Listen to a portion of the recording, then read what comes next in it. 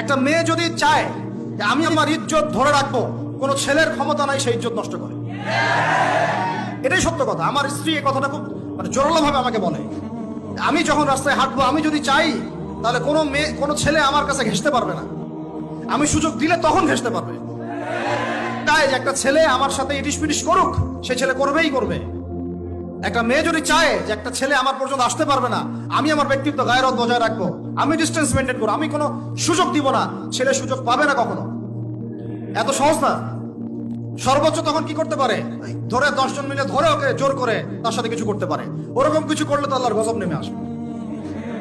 ওই যে সারা আলাইহিস সালামকে তুলে নিয়ে গিয়েছিলেন একটা বাদশা, মনে নেই আপনাদের? সারা আলাইহিস সালামকে একটা বাদশা এরকম উঠাই নিয়ে আসছে। আর সারা আলাইহিস সালাম সবচেয়ে সুন্দরী মেয়েদের একজন ছিলেন পৃথিবীর ইতিহাসে, ইব্রাহিম আলাইহিস সালামের স্ত্রী। তখন তিনি হাত বাড়াচ্ছে তার দিকে ধরার জন্য, আর সারা আলাইহিস সালাম